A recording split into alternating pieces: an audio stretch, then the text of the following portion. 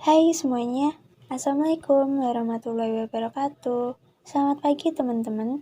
Kami dari kelompok 6 akan mempresentasikan hasil tugas kami untuk mata kuliah pengantar manajemen yang berjudul Mengapa Masa Depan Organisasi Menuntut Jenis SDM Baru. Sebelumnya, izinkan saya memperkenalkan anggota kelompok 6, dimulai dari pemateri pertama yaitu saya sendiri, Naili Miftahur Rahmah.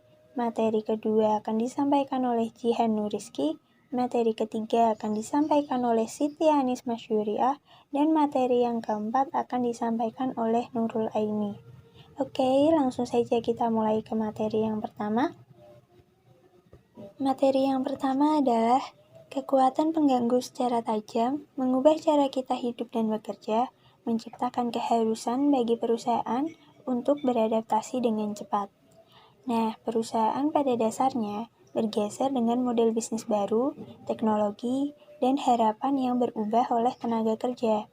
Hal ini menciptakan peluang yang belum pernah ada sebelumnya bagi SDM untuk memainkan peran baru dalam membentuk cara perusahaan bersaing, mengakses bakat, dan muncul di komunitas tempat mereka beroperasi. Perusahaan dapat bersaing dan berhasil dengan mengubah seluruh model bisnis di bidang pengembangan produk dan layanan, penjualan, produksi, tim kepemimpinan, dan back office. Dan diskusi menciptakan 3 masa depan utama yang harus ditangani oleh HR, yaitu yang pertama, masa depan perusahaan, yang kedua, masa depan tenaga kerja, dan yang ketiga, masa depan bagaimana pekerjaan diselesaikan. Masa depan perusahaan. SDM memiliki kesempatan untuk membantu perusahaan menjadi perusahaan sosial, mendorong inovasi dan ketangkasan melalui pengembangan tenaga kerja dan membantu memperluas perusahaan dengan ekosistem kemitraan. Nah, dengan diperluasnya ekosistem kemitraan pada perusahaan, pelaku pasar memiliki kemampuan untuk memenuhi apa yang paling diinginkan oleh pelanggan. 2. Masa depan tenaga kerja. Pemimpin SDM berkesempatan membangun tenaga kerja inklusif dengan berbagai keterampilan untuk menciptakan pengalaman kerja baru. Selain itu, SDM juga harus bisa meramalkan kemampuan masa depan. Maksudnya, SDM harus bisa meramalkan hal apa yang akan dialami atau yang akan terjadi dan bagaimana cara mengatasinya nanti. 3. Masa depan bagaimana pekerjaan diselesaikan. Pemimpin SDM harus membayangkan kembali pekerjaan di seluruh perusahaan dan SDM dengan digitalisasi dan otomatisasi. Digitalisasi dan otomatisasi disebut juga dengan revolusi industri 4.0, yaitu suatu sistem yang terkomputerisasi di mana semua sektor akan menggunakan metode ini sehingga sedikit banyak akan mempengaruhi kehidupan manusia tak hanya di Indonesia maupun juga mencakup skala dunia. Selain itu, SDM juga harus bisa kembali ke modal operasi SDM yang sesuai.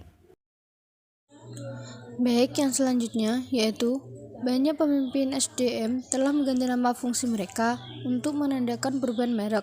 Tentu saja, merek baru dapat dengan mudah menjadi bumerang tanpa perubahan mendasar pada hasil bisnis yang didorong oleh SDM. Namun, adanya perubahan tersebut dapat menimbulkan tantangan dan peluang bagi SDM untuk 3 masa depan tersebut.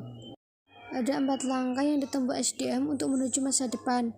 Yang pertama, pola pikir, yaitu kemampuan dan kesiapan belajar lebih cepat dan terus berinovasi, serta solusi baru adalah pola pikir baru untuk masa depan SDM. 2. Fokus, yaitu keterlibatan dan kepuasan tenaga kerja adalah taruhannya, dan fokus yang berpusat pada pelanggan di masa depan SDM membutuhkan solusi yang berpusat pada tenaga kerja yang menerapkan personalisasi secara bijaksana sebagai bagian dari menciptakan simple irresistible organization. Langkah sumber daya manusia menuju masa depan yang ketiga yaitu lensa, yaitu model operasi HR berdampak tinggi pada intinya. Model operasi sumber daya manusia masa depan meningkatkan pemberdayaan manajer dan pemimpin untuk terlibat dengan tenaga kerja dan untuk berpartisipasi dalam kurasi pengalaman tenaga kerja yang menumbuhkan keterampilan yang diantisipasi oleh para pemimpin sebagai hal yang penting bagi masa depan perusahaan. Ekosistem eksternal pelanggan, pemasok, dan masyarakat tempat perusahaan beroperasi adalah salah satu pemangku kepentingan dan kolaborator penting di masa depan sumber daya manusia. Yang keempat, enabler adalah platform cloud atau saja tidak cukup. Pengenalan realitas virtual, pembelajaran mesin, dan kolaborasi sosial dapat memungkinkan untuk benar-benar menemukan kembali daripada hanya mengotomatisasi. Perubahan itu berantakan dan jarang ada garis lurus yang harus diikuti dari sekarang ke masa depan. Setiap organisasi sumber daya manusia akan memiliki titik awal yang berbeda untuk masa depan sumber daya manusia, dan definisi masa depan yang sukses akan bervariasi. Sementara setiap evolusi ke masa depan sumber daya manusia akan berbeda, pendekatan transformasi kelas tidak perlu diterapkan. Sekian presentasi dari kelompok 6. Semoga materi yang kami sampaikan dapat bermanfaat. Apabila dalam penyampaian materi ada kesalahan tutur kata, kami mohon maaf yang sebesar-besarnya. Terima kasih. Wassalamualaikum warahmatullahi wabarakatuh.